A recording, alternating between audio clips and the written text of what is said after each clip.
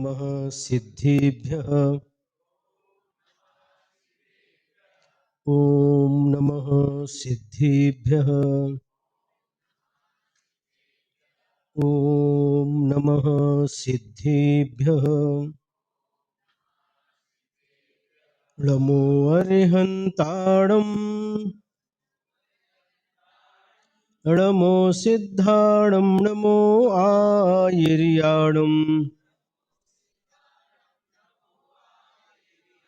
नमो वज्रायाणं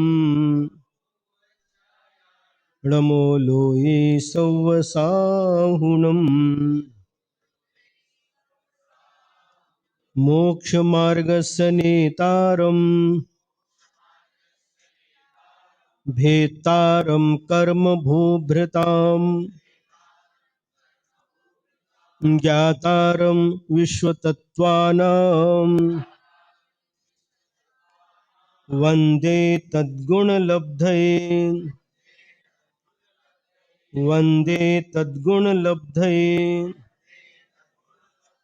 पंच परमेष्ठी भगवान की, 24 तीर्थंकर भगवान की जय। जिनेन्द्र सोसाइटी के मूल नायक देवाधिदेव श्री शांतिनाथ भगवान की, चारित्र चक्रवर्ती आचार्य श्री शांति सागर जी महाराज की, गुरु नाम गुरु आचार्य श्री ज्ञान सागर जी महाराज की, परम उपकारी परम पूज्य आचार्य गुरुवर श्री विद्यासागर जी महाराज की, वर्तमान आचार्य श्री समय सागर जी महाराज की, 3,9 करोड़ मुनिराजों की।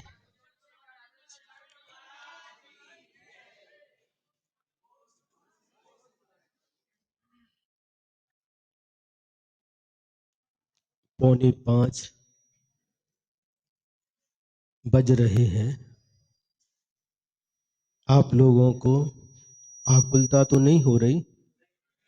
नहीं, ठीक है। महाराज बता रहे व्यवस्था है। किसकी व्यवस्था है?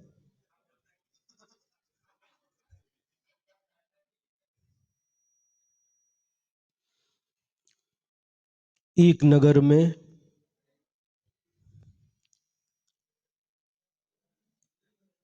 एक राजा रहता था, उसका मंत्रिमंडल था और पूरे परिकर के साथ उस राजा की राज्य की प्रजा सुख का अनुभव करती थी। लेकिन एक घटना ऐसी घटी कि घरों से चोरी होने लगी। राजा के पास जाकर के प्रजा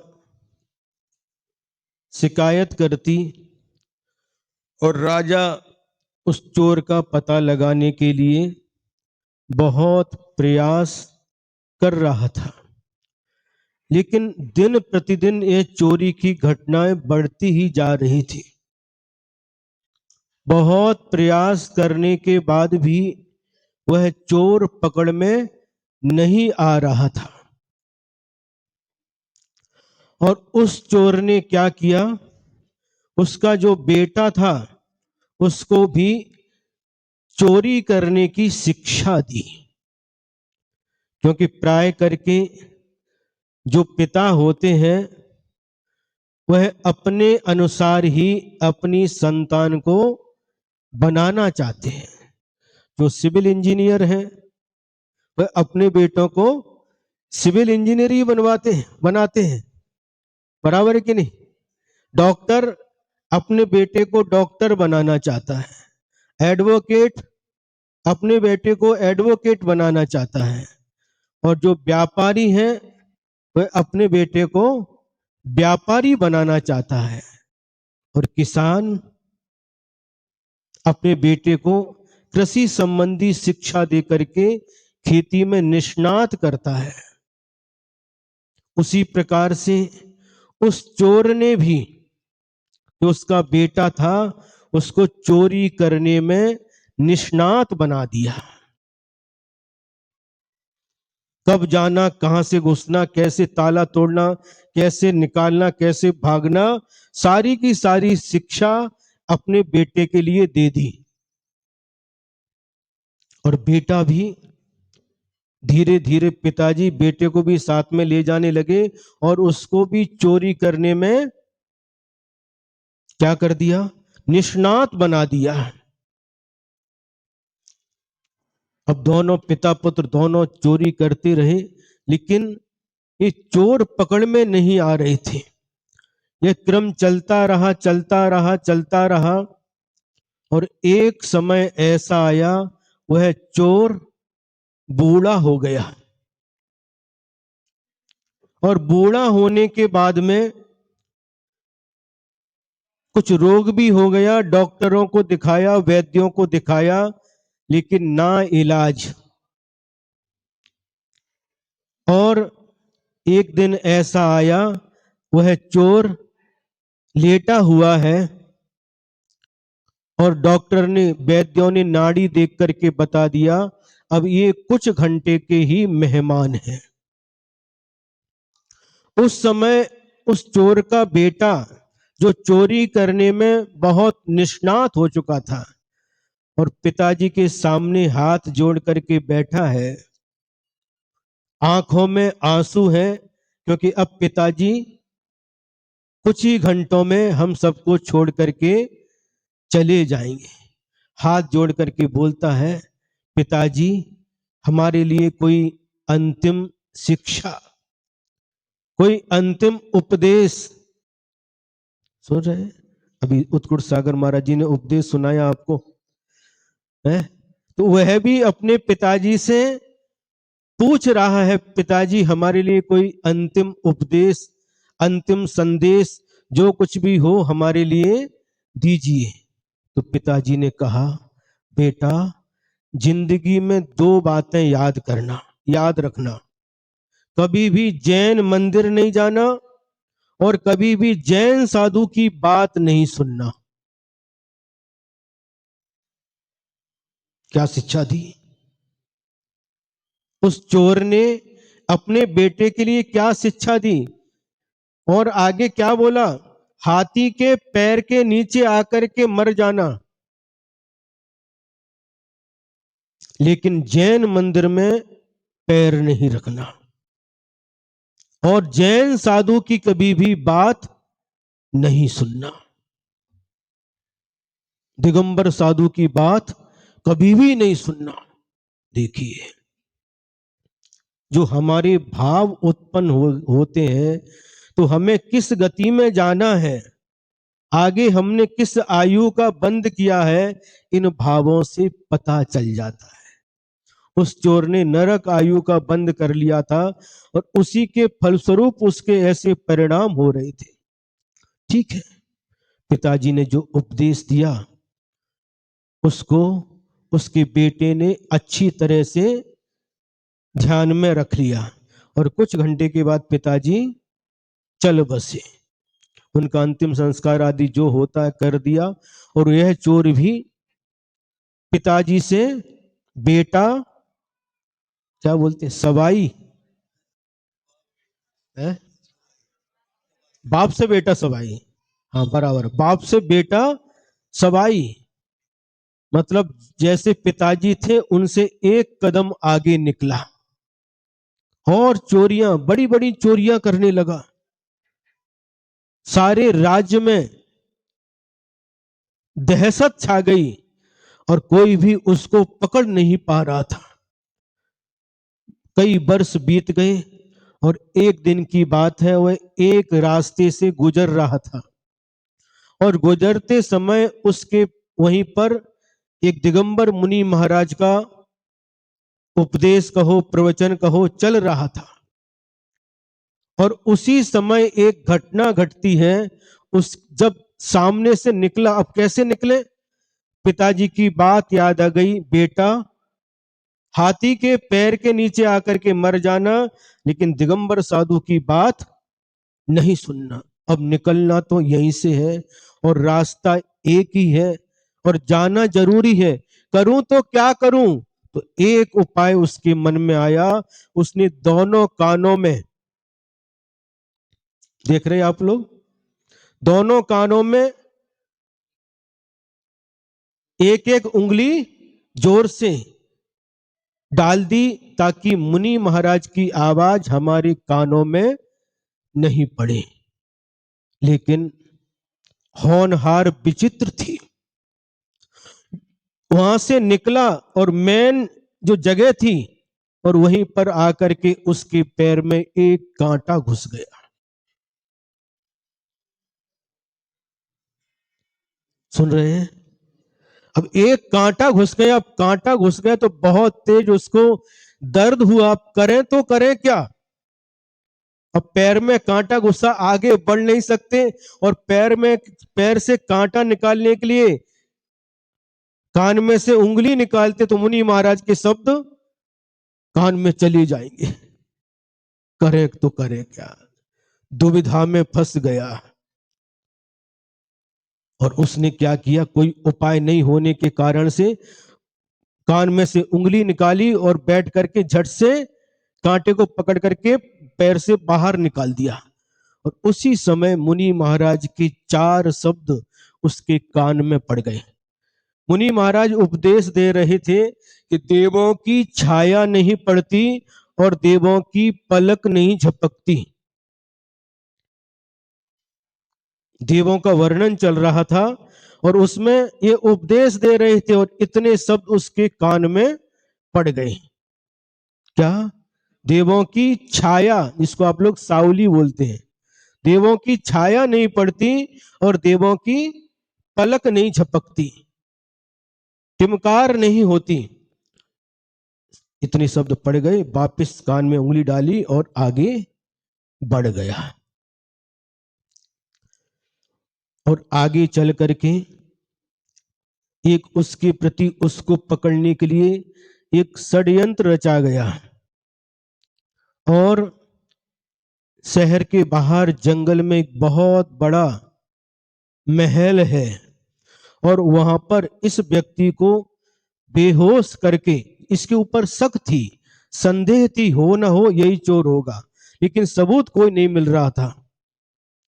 उसको कुछ बेहोशी के कुछ उपाय करके उसको बेहोश कर दिया, और उसको ले जा करके उस जंगल में जो बहुत बड़ा महल है, वहां पर पलंग के ऊपर सैया है, मखमल की गादी है, उसी तकिया है, उसके ऊपर उसको लेटा दिया।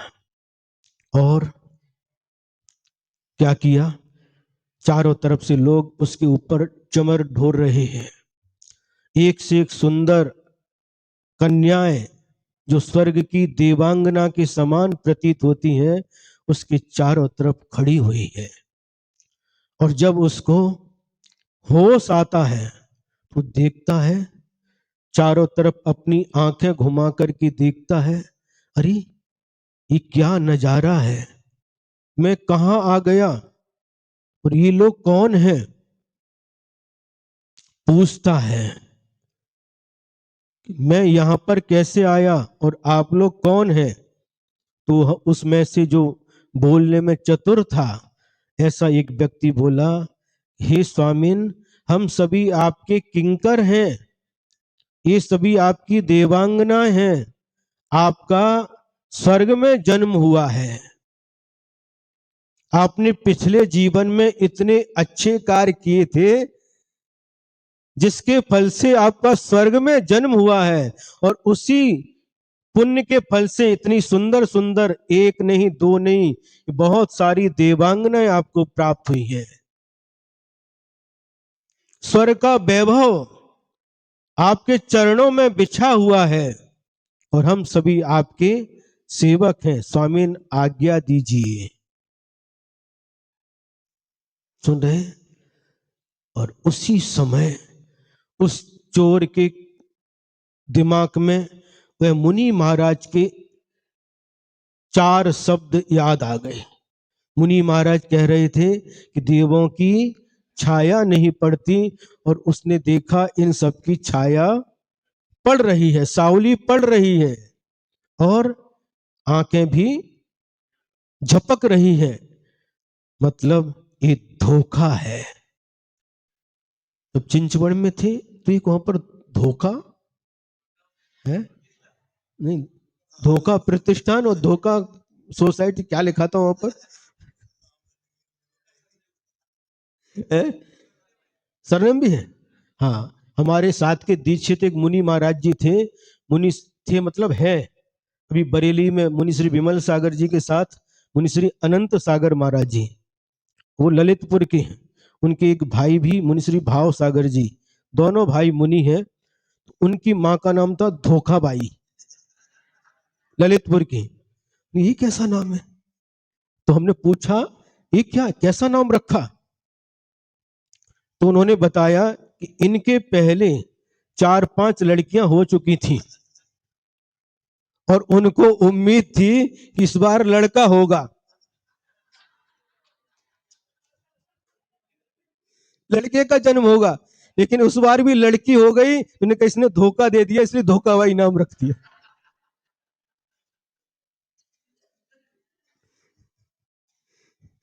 उस चोर ने समझ लिया ये तो धोखाधड़ी चल रही है। यदि ये देव होते तो इनकी पलक नहीं झपकती, सबकी जो देवांगनाएं बता रहे हैं, देव बता रहे, सबकी पलक झपक रही है और सबकी छाया पड़ रही है। ये छल है, मुझे छला जा रहा है, मुझे ठगा जा रहा है। वो समझ गया। उसने कहा मैंने कोई पुण्य नहीं किया और मैं कोई स्वर्ग में नहीं हूं, स्वर्ग में जन्म हो, मैंने ऐसा कुछ नहीं किया है। मैं तो बस, उसने उस षड्यंत्र से बचने के लिए जो करना चाहिए वह कर लिया और उससे, जो षड्यंत्र से फंसने से बच गया, छूट गया, चला गया, अपने घर चला गया। घर जाने के बाद में रात्रि पर पलंग पर लेट गया, लेकिन उसे नींद नहीं आई। वो सोचने लगा उस दिगंबर साधु के 4 शब्द मेरे कान में पड़े तो आज मेरा जीवन बच गया, नहीं तो आज मेरी मौत निश्चित थी। मुझे पकड़ा जाता था, षड्यंत्र में फंसने के बाद मेरी मृत्यु निश्चित थी। उन दिगंबर मुनि महाराज की 4 शब्द, देवों की छाया नहीं पड़ती और देवों की पलक नहीं झपकती, इसने मुझे नई जिंदगी दी है। पिताजी कैसे थे, ऐसी अंतिम शिक्षा मुझे कैसे दे करके गए कि दिगंबर साधु की बात नहीं सुनना। रात भर ये विचार उसके दिमाग में चलते रहे और सुबह होते ही वह उन दिगंबर मुनि महाराज की खोज में निकल पड़ा और वह मुनि महाराज खोजते खोजते उन मुनि महाराज के चरणों में पहुंच गया, चरणों में नमस्कार किया। हे भगवान, आज आपके 4 शब्द ने मुझे नया जीवन प्रदान किया है, मैं मौत के मुंह से बच करके आया हूं। उसने पूरी बात बताई, लेकिन स्वामिन, ऐसा कौन सा पाप कर्म का उदय था कि पिताजी ने कभी भी जीवन में दिगंबर साधु के उपदेश नहीं सुना और हमारे लिए भी मरते समय यह उपदेश दे करके गए कि दिगंबर साधु की बात नहीं सुनना और न कभी जैन मंदिर जाना। मुनि महाराज ने कहा, हे वत्स, ये उनका अपराध नहीं है, उस जीव ने नरक आयु का बंद कर लिया था, इस कारण से ऐसे परिणाम उनके हुए हैं, लेकिन तुम्हारा अभी नरक आयु का बंध नहीं हुआ है। स्वामी उपदेश दीजिए। और उपदेश सुनते सुनते उनके अंदर ऐसा परिवर्तन हुआ, आजीवन के लिए चोरी करने का त्याग कर दिया।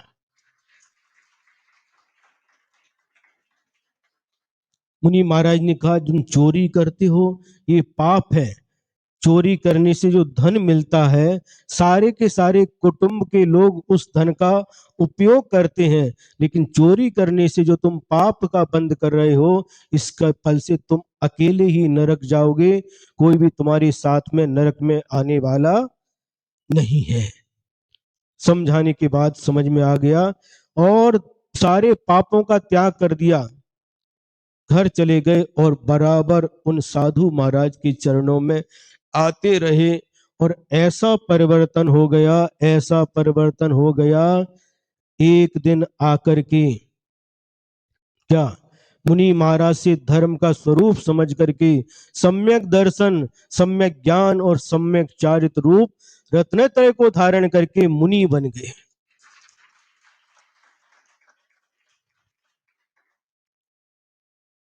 चार शब्द भी, साधु के चार शब्द भी किसी के जीवन में इतना परिवर्तन कर सकते हैं, इतनी क्रांति ला सकते हैं, आप सोच सकते हैं।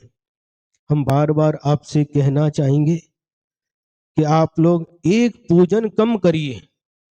महाराज कैसी उल्टी बात कर रहे हैं? हम उल्टी बात नहीं कर रहे, हम सीधी बात कर रहे हैं। क्योंकि पूजन तो आपको रटी हुई है। कब यह भी तो ठाड़ो हो के शुरुआत करते हैं और कब बिन जाने बाद जानते रही टूट जो कोई, कब पूजा पूरी होती है। एक थाली खाली होकर के दूसरी थाली में स्वाहा स्वाहा करके पूजन पूरी कर लेते हो। लेकिन ये जिनवाणी सुनने का सौभाग्य बहुत पुण्य के योग से मिला है। पूजन एक कम करिए, अथवा स्वाध्याय होने के बाद पूजन करिए। पूजन नहीं, तुम विधान करो, हमारे कोई आपत्ति नहीं, लेकिन स्वाध्याय को छोड़ना नहीं।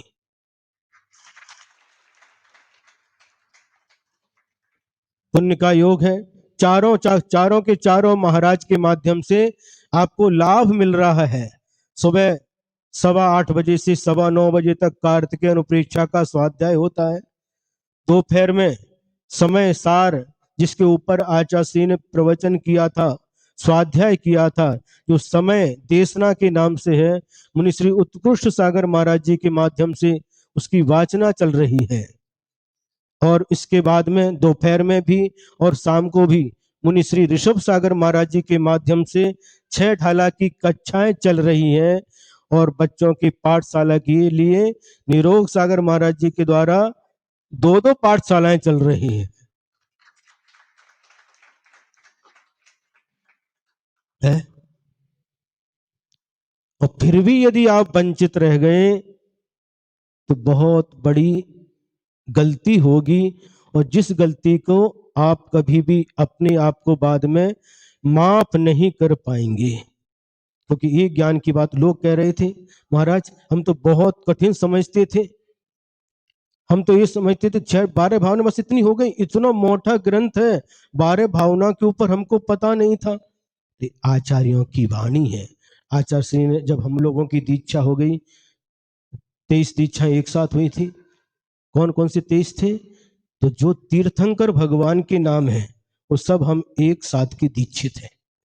उन्हीं ऋषभ सागर महाराज जी से लेकर के, हाँ, पूरे 23 महाराज तीर्थंकर के नाम हमको आचार्य श्री ने प्रदान किए। उनमें से आपको जो परिचय है, ऋषभ सागर जी, मुनि श्री अभिनंदन सागर जी, मुनि श्री सुपार्श सागर जी, मुनि श्री चंद्र प्रभु सागर जी, जो दक्षिण में आए हैं, उतने ही महाराजों से आपका परिचय है। तो तीर्थंकर के नाम रखे आचार्य श्री ने, वो सब एक साथ एक ही मंच पर दीक्षा हुई। ठीक है, इतना ही पर्याप्त है। इसको आप अन्यथा नहीं लेना। ये ज्ञान ज्ञान न ज्ञान समान न आन जगत में सुख को कारण, ज्ञान के समान कोई दूसरा सुख का कारण नहीं हो सकता। और ये ज्ञान हमारा ज्ञान नहीं है, जो भगवान का ज्ञान है। तीर्थंकर भगवंतों ने जो उपदेश दिया है, और गुरु परंपरा से, गुरुओं की परंपरा से वह बहता बहता प्रवाहमान होता हुआ परम पूज्य आचार्य शांति सागर जी, उनके बाद आचार्य ज्ञान सागर जी, और उसके बाद गुरुदेव आचार्य श्री विद्यासागर महाराज जी के पास जो ज्ञान प्रभयमान होता हुआ आया, वही ज्ञान गुरुदेव ने हम सभी के लिए दिया है। और जो गुरुदेव ने हमारे लिए दिया है वही हम आपके लिए दे रहे हैं। हमारा कुछ भी नहीं है, सब जो गुरु महाराज का दिया हुआ है। गुरु महाराज ने कहा था कि इसे अपने पास छिपा करके नहीं रखना, जो आपको दिया है सबको बांटते हुए आगे बढ़ना। और जो गुरु महाराज ने कहा था वही हम कर रहे हैं। अच्छा लग रहा है कि नहीं है?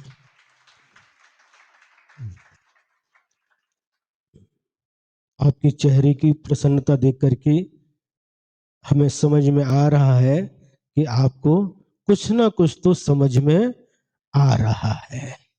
ऐसे ही आपके जीवन में धर्म की वृद्धि हो, आप सभी का जीवन धर्ममय बने और आपका जीवन इतना उन्नत बने, इतना उन्नत बने, जो उस चोर के जीवन में घटित हुआ वह आप सबके जीवन में घटित हो, आपके जीवन का परिवर्तन हो और आप सबको रत्नत्रय की प्राप्ति हो।